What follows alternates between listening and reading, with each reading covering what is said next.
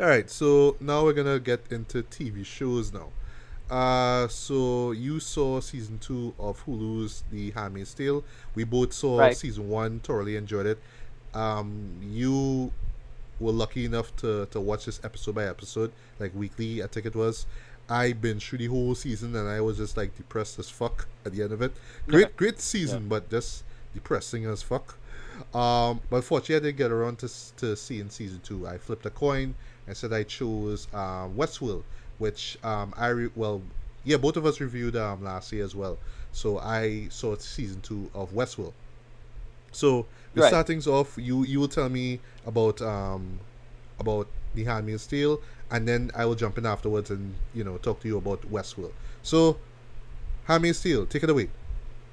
Yeah. Season two was pretty damn good. Didn't expect it to be this good. It's a lot of the same of well being depressed. But what they decide to do is say, okay, let's carry the logic of some of what's going on with these characters further. We have Rigil once again played by Elizabeth Moss playing Offred once again.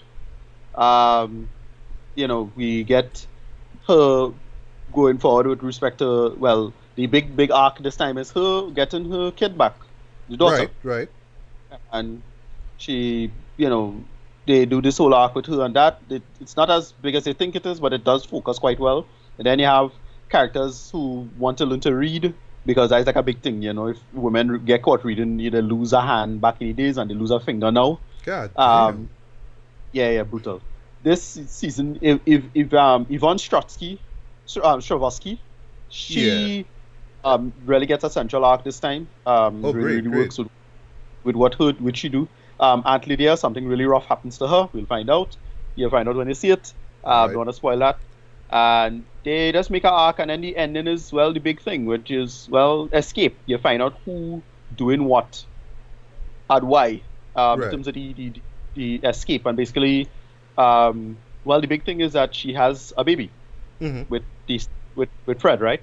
Right. Um, she delivers the baby with Fred, but the problem is that because of the depression and her disconnection with child, she's not making milk.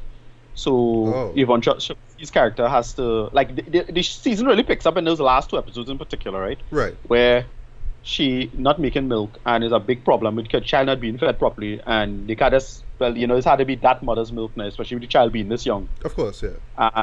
Then so Yvonne Shotsky goes through a whole issue with that whole aspect of because she doesn't want her to be bonded with the child because it's her child and she wants the child because she is really remember she wants the child as her but it's not her actual biological child, and this is the problem if you're not tied to the baby genetically, Yeah. and so they have that whole arc and they go in, and then well they made the other aspect of pushing forward what it is because they have a character who run away and was trying to learn the Bible. She tried to push the idea of her being rich and connected with respect to how much power she has, and she really has none now. So Mm-hmm. when she pushed forward what she should try to do in terms of getting girls to read, because she her daughter not going to be grow up in this world. Yeah. This is Yvonne Structure's character. She realized that yeah, she's going to be just as dumb and just as terrible growing up. She's going to be a mess. So remember, she come from a time before when she was educated, Yes. but now Yes. no one can be. Well, at least no women can be in this new in the world of Gilead. And she tried to push to say, all right, let's have young women at least learn to read, and try to push legislation in front of the founding fathers. And nope, she gets basically put under house arrest because of that. So you realize the problem with that. And then she in the ending now, the last ending is where Alfred is gonna get a chance to escape, and you realize that she gets caught by this girl by Yvonne Strosky at the ending, and she lets her get away because she know the daughter will have a chance to grow up in a better world, or at least a place where she will get a chance to grow up. The ending now is where she had the chance to escape with the other girl. I forget the other girl's name. And she tells her to take the baby and say name her Nicole, and then she stays back. That's the fucking ending. She had a chance to escape and she doesn't just escape. So the implication is that she's staying back to fight now. Mm-hmm. You realize that it have a lot of people in this put on resistance in the ending part of the thing, because you realize a lot of aunts and a lot of maids and all the women who in this thing, they part of the network to let people escape. That's the ending. That's it. Pretty badass. Wow. Pretty season. Not as dark as season one, I would argue, but still really good.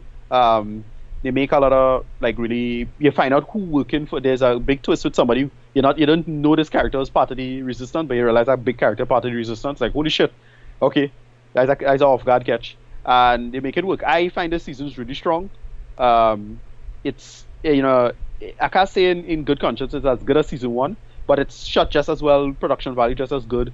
The shallow depth of focus, depth of field, sorry, makes Yeah. it work quite well. Yeah. And yeah, I give this a really really high score. I give it like a 8 out of 10. Not as high as the last season, but pretty high.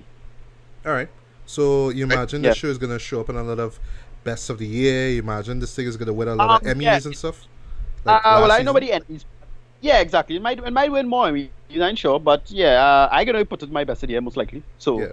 'Cause I know a lot of people put the first season on such high acclaim now. So I'm expecting yeah, that me too. they probably did the same thing here, or probably will do the same thing here with season two. All right, well Yeah, that's great. So I will make the effort to check it out. So who knows that may season two of Handmaid's Tale may make it to my best stuff as well.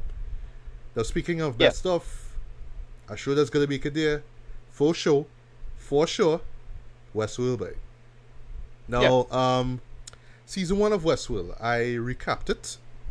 Going into season two here, and I would say that I didn't enjoy it as much as I did the first time, and basically it's just because of it's not so much of the story or the technical stuff involved. I mean, it's still top notch. The acting is superb throughout. It's the philosophy of it. It's just the stuff.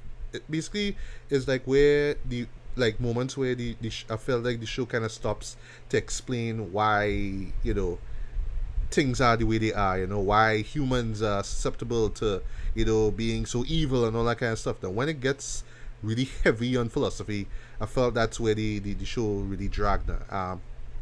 And, it's really, and that same kind of philosophy kind of centers on the character, Anthony Hopkins' character, basically. Him being one of the creators of Westworld. And, it's just moments where you see him and, he's like, every time he talks, he usually talks in riddles. It's always like this Yeah. relationship with him and Bernard, who was played once again by Jeffrey Wright.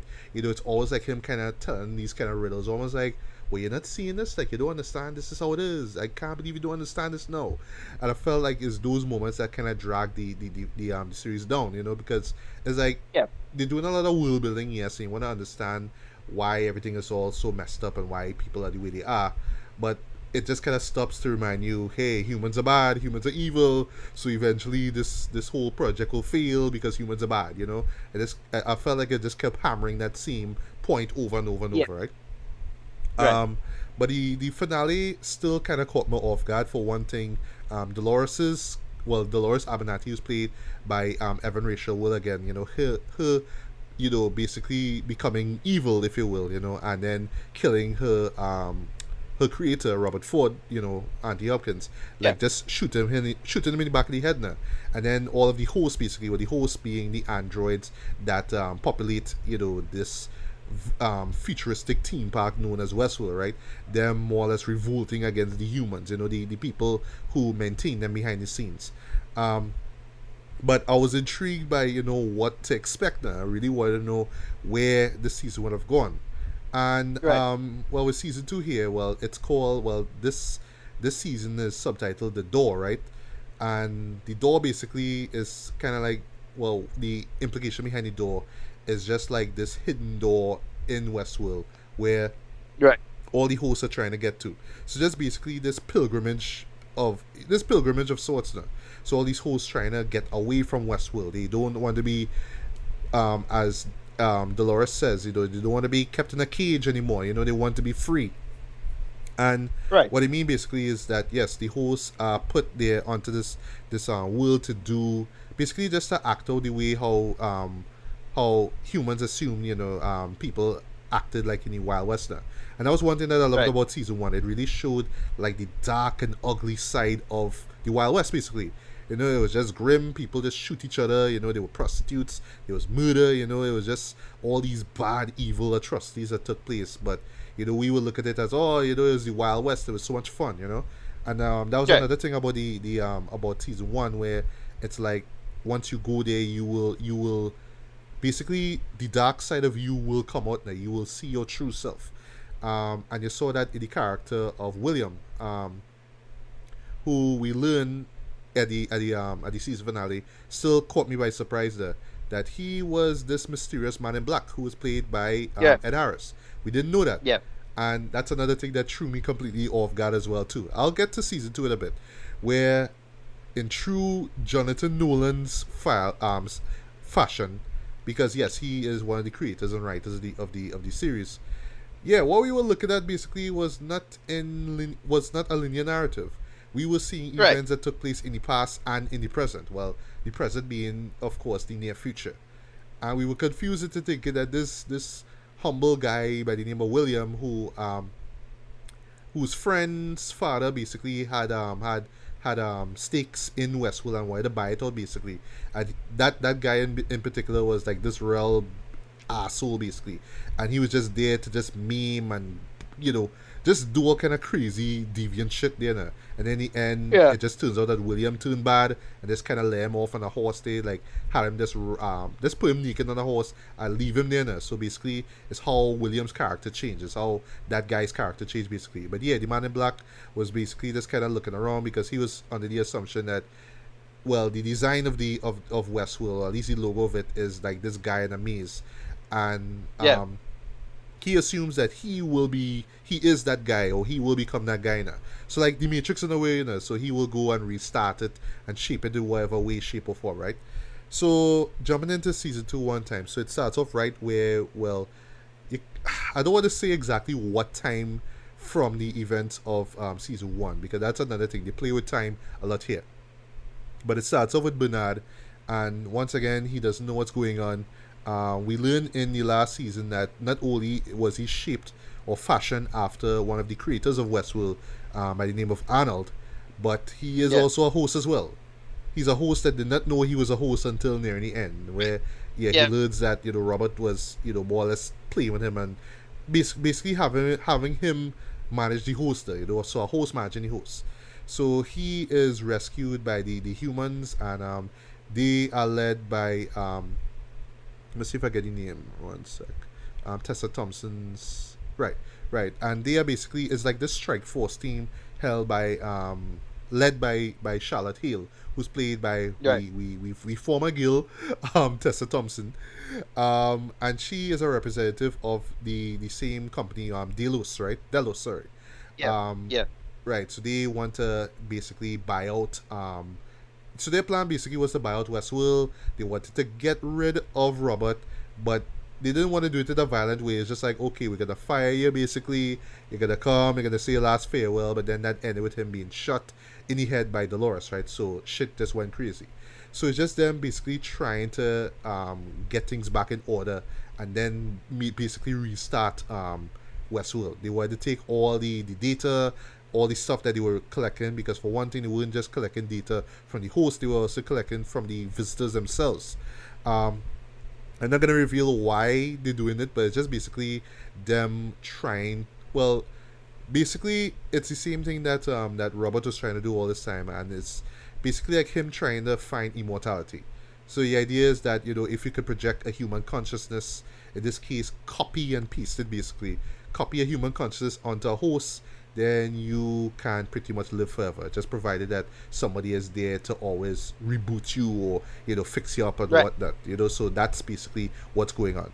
So while all this is going on, Bernard, of course, is trying to figure out exactly who he is, and then he's plagued by visions of Robert. So he's not too sure if it's like Robert's consciousness just implanted into his brain or what. Right. He's not too sure, but Robert is kind of telling him, you pretty much you pretty much could shape Westworld, but you don't understand it yet. But you have to play things out because this is a new narrative that you're playing here. And this was also another topic here with the first season, which is yes, it's all narratives, and all every character has his own narrative. You know, you could be a prostitute one day, or you could be, you know, some bounty hunter another day. You know, so it's all these Western cliche stories basically, but just played out for them to carry out, and then they just reboot it, and then they just start over again, rinse, repeat, all that kind of stuff, right? um Dolores now, because she's woke now.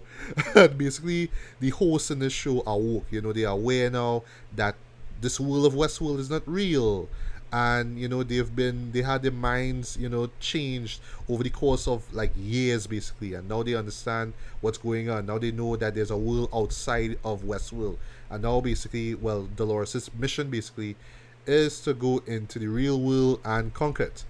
And at first, you know, like just me in general, I was worried that she was going to play like this uber villain, like Mwahahaha, I am evil now, and now I must kill people, and now I will rule the world. But she does have a logical and a moral reason why she wants to do the things that she does. And Right. in her case, basically, is that yes, eventually she does learn that there is a door, there is this nirvana or or basically like a Elysian field, if you will, for the host now. But it's not really the host's bodies, it's their minds, their consciousness now. But to her, it's like this is just another cage set by humans. I don't want that. I want to be in the real world. I want to feel real. You know what I mean? And that's her goal. Yeah. And if it means just wiping everything out, just wiping the slate clean out of Westworld and killing anybody that gets in her way, that's what she'll do. And it's really like throughout the series here, where it's like, yeah, her character has completely changed, but there is still a moral center to her. She does feel empathy towards other hosts. Um, Right. but in her case, it's like, all right, I have a mission. This is what I'm supposed to do, because basically Robert is the one who kind of set her up to do this. So she's gonna play this Right. out to the very end. Bernard does kind of come in here or there, but he's trying to understand why she's doing what she's doing, and she's trying to kind of not ham it into his head now, but trying to explain to him, this is what I have to do, and this is your role. You are a host. You're not human. Try to understand that now. But yeah, you know, her moral argument actually makes sense, especially in the end though, where she reaches a particular point, and that's where you really understand. Oh, this is why she's doing what she does. Right. For one thing, we see her boyfriend. I don't want to call her boyfriend, but it's really her true love actually, in the form of James Madsen's character. He is like the outlaw character basically, and how it's set up in the first season is that he would always meet her. Every time the narrative changes, the one concern is that he will always meet her, and he will always fall in Yeah. love, and it'll always end like that. But this usually ends tragically with her, with either her or him dying there. And then what they established in season one is that he was part of this massacre. This was part of a narrative where he just gunned down everybody in this town basically. And because he's woke now, the memories of the stuff that he did in the past show up. So that's one thing that is prevalent throughout, well, with the hosts in this season here. They remember the things that they did before because the humans programmed them to do it. But oftentimes they believe that they did do the things that they do, or they believe that's part of, you know, who they are as individuals now.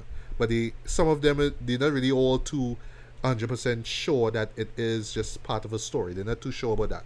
So in his case, it's just like, all right, I was doing a lot of violent stuff. I don't want to do that, but I have to help I have to help Dolores because I love Dolores, right? So he has Right. to gun and kill people down, whether they're human or not. But you know, in his head, it's just like, this is what I have to do. But eventually, there's a conflict here where it's like, I don't want to be doing this violent acts anymore.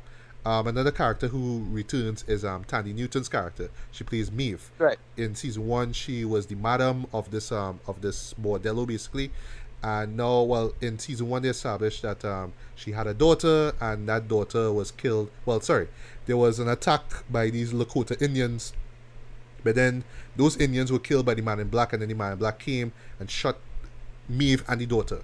So she always remembered that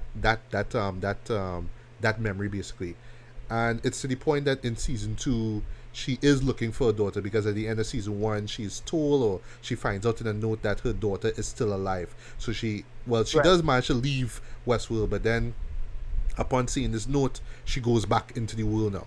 And in season one, what happened is that because she was woke, because she found out what happened, she more or less forced these two programmers to more or less bump up her mental capabilities.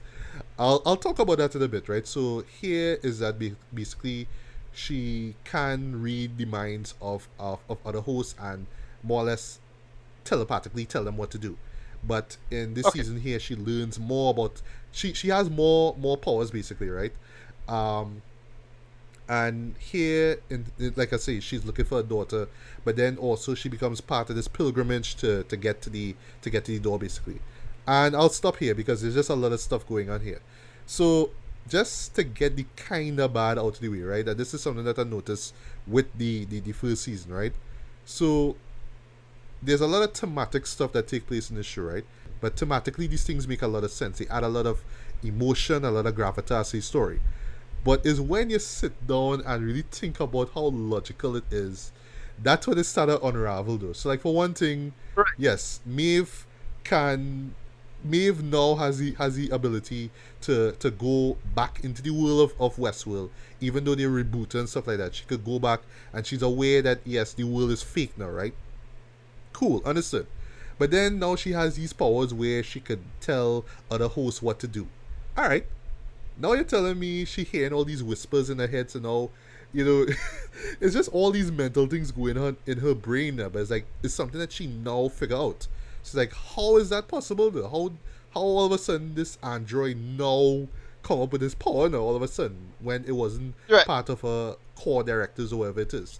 Nobody, you know, changed the narrative or bumped up her mental capabilities. It just happened. You know what I mean? But thematically, Right. it makes sense. But logically, it kind of don't make sense though. You know, and that was always a drawback for me with the show. Right? A lot of thematic things happen.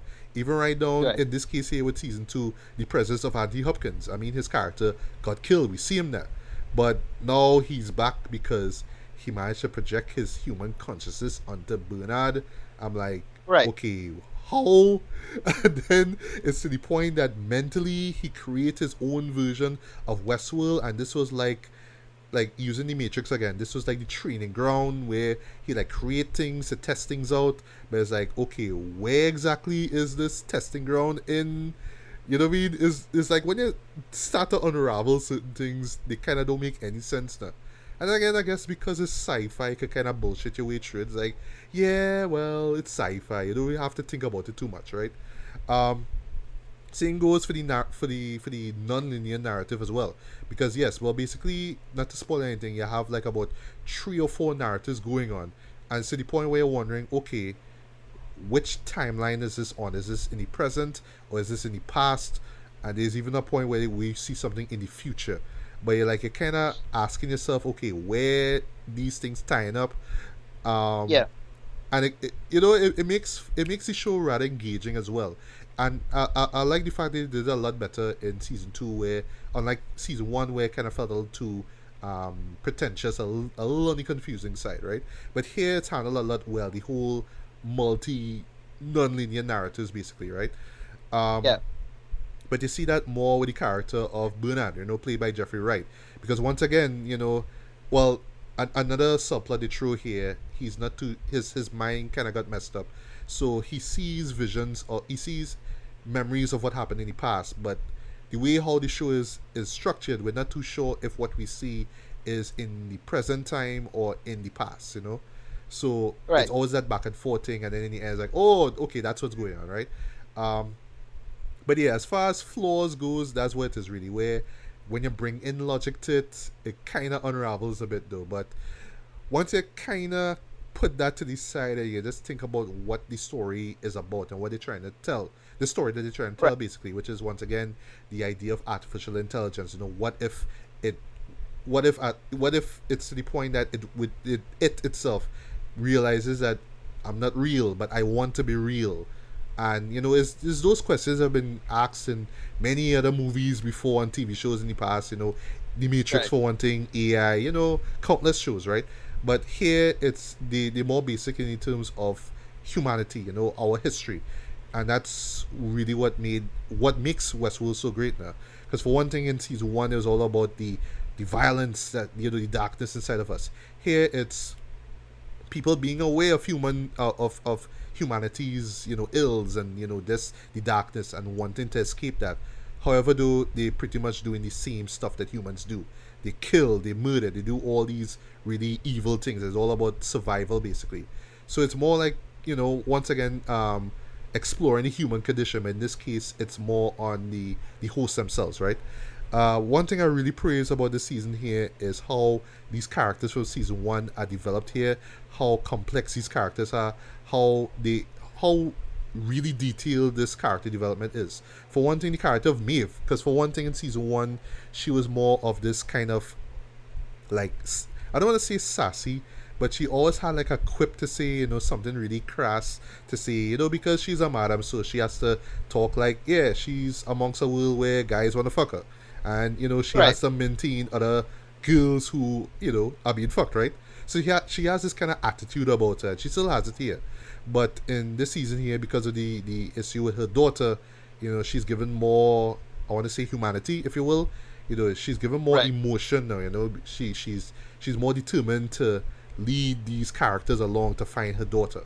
And I really bought into her character. I really felt the emotion there with her character. Um, like I said, I was worried about Dolores' character, but she did grow on me. I was worried about her being this villain, being bad for the sake of being bad because she was programmed to be bad. But fortunately, I did understand where her character was coming from. And even though she does some bad things, and one scene in particular with James Marsden's character, I was like, really? You really do that? Like you literally give the character the night of his life, and then you just fuck him over like that? Come on, man. Right? Right. But I understand why she did what she did as well. But the standout performer, I must say, is Jeffrey Wright. Boy, I thought that he came through with an excellent performance here as Bernard. Once again, playing with the idea of duality, because it's like, yes, he's Bernard and he's Arnold. He's a host, but he still assumes that he's human, and we still question whether he is awake or not, or if he is human or not. And I love that. I love how tortured how we see his characters, especially mentally. Because once again, you have a lot of people more or less telling you you're either part of the solution or you're part of the problem. You either help the host out, or you have to help the humans at Westworld. And it's just that Right. conflict inside of his head that really made for just a great performance by him. Anthony Hopkins, I was worried about him coming back, but they work him into the story as well. He does the philosophical stuff again. Once again, he doesn't come off too much as a villain, but he is anti-hero in a sense. He is bad in a way, once again, because you're Right. talking about humans, so everybody is grey, basically. There's no good or bad. Even right down to Tessa Thompson's character, who came off as bad and really scheming, and from the first season, where it's like, oh, I want to take Westworld from you guys and all that kind of stuff. But here is more like she knows shit went down, so she is trying to get shit back together before they kind of restart now, and all through the series here, kind of question who she's loyal to. Is she loyal to Delos, or is she loyal to the people, the humans who still reside, or still trying to survive in Westworld? Because for one thing, like from the first season, they do continue the whole rioting. A lot of humans die. They still have those idiotic guards who just fire at humans, sorry, at hosts, and they just get wiped out. They always do the whole freeze all motor functions and then they get killed. They always use that freeze all motor functions line and they still get killed. It's like, come on, they're not gonna do that Yeah. shit. You know what I mean? Come on, right? Um, Ed Harris gets more background here because in the first season, at first he kind of came off as just this sadistic cowboy who just runs around and tortures people, and he's looking for the maze and all that kind of stuff. But in this case, they explore his character. We do get some backstory into why he is who he is, why he keeps going back to Westworld. Because no, he didn't stay in Westworld. He eventually left, and it's basically like his life just got worse basically because of what happened and how he betrayed his friend in season one. So it's just this obsession with him going back to Westworld and him trying to figure out this maze thing. Speaking of maze, we get some backstory into one of the Lakota Indians as well. And Right. one thing that I do praise the series here for, well, you could say this is the same for, more or less like new American westerns, basically, where they humanize Indians. They humanize, sorry, the Native Americans. So at first they may come off as just savage characters, but in this episode 8 in particular, they do focus on one member of the Lakota tribe and his story. And to me, though, that episode 8 was brilliant, boy. Like, top class, 9 out of 10 level storytelling. I was just so emotionally captivated by this android story. You know what I mean? You do buy into his character. And basically, it's just him being woke before the events of the end of season 1, and him Right. trying to find his love, basically, who has been captured and had her brain wiped out. And it's him learning about this world outside of Westworld and just the stuff that happened there. And I thought that was just such an emotionally captivating story. It was really poignant as well, but I really, really love the story. And it does go into the whole maze thing and the obsession of the maze and the world outside of Westworld and the door itself and all that kind of stuff.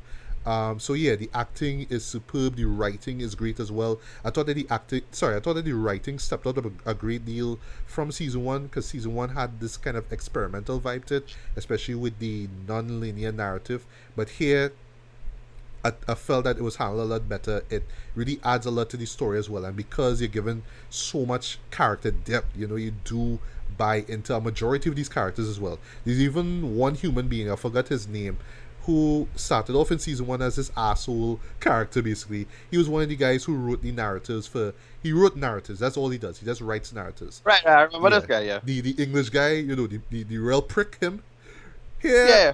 I he was sympathetic though. But they make it was believable. They didn't just force this sympathy on him. It was believable here. And basically, it's him helping out Maeve to find a daughter. And they will lead to my second favorite episode, which was episode 5, where, and this is one thing I love about season 2, more world building. We do see more of Westworld, and we do see more of the other worlds as well. In this case, Right. we see Shogun World, because we were hinted Right. at it at the end of season 1, where we saw these two samurai in armor fighting. So we get to see Shogun World, and it's fucking amazing. That was just Right. incredibly badass, though. You know what I mean? Just the stories there, because it's basically like a Japanese take on Westworld. The characters that are there, it's basically like a mirror copy of the characters that are in Westworld. I thought that was great as well. A lot of blood, a lot of gore, and even that same writer said, "Yeah, here's more blood and more guts now." You know what I mean? And you do get that. It does border on Spartacus level gore as well, but not too much Right. though. But it was fun to watch though, just this new perspective on the Westworld formula, basically. And just last but not least, the finale though, which clocks in at an hour and a half. That was really satisfying to me, the way how the story ends. And for me, they could have just ended the series right there, but no, we're gonna get a season 3. And the way how they stop it off there, all I would say is that they do leave a couple of narrative threads open, where yes, these things could be further explored in season 3. They don't answer all the questions as yet, but they do answer, to me, a majority of questions that I was asking at the end of season 1. They do more or less follow those questions down properly. But I do like where season 2 is left. I do like where these characters are right now, and I'm really excited to see what happens in season 3, given the amount of world building, the amount of character and story development that we get here in season 2. So all in all, I was really, really, really impressed by season 2. I did not expect that this season would have been as great as all that. For one thing, I was hearing through the grapevine that Evan Rachel Wood was saying about how this season was a little confusing to her. And Right. Right. to me, I don't know. For me, if you didn't watch season 1 at all, and why would you just you cannot jump into season 2 without recapping season 1. You have to watch over. I had to stress this. You have to watch over season 1 before you jump into season 2, because there are some things that you may have missed in season 1 that will be fresh in your brain when you go into season 2. I like how they carry across those themes, those topics, those certain elements, how they explore on them, how they develop on them, how they go further with certain arguments, basically with, the dark side of humanity and, the history of us being dark and all that kind of stuff. So they carry across that very well. And then to the point where I cared a lot for the hosts. Like, I really was rooting for them on their pilgrimage, basically, to escape the humans. But I'm not going to say what happens there, but it kind of goes on a tragic route. But not really surprising given the theme and the tone of the show altogether. So, yeah, I think I said a lot about season 2. I really, really enjoyed this one. I'm so excited to see what happens next. So for me, this gets a strong 4 by. I really, really enjoyed season 2 of Westworld. This was a step up in the right direction from season 1 here. If you haven't seen season 2 of Westworld and you enjoyed season 1, then by all means go in. You're going to love season 2 of Westworld.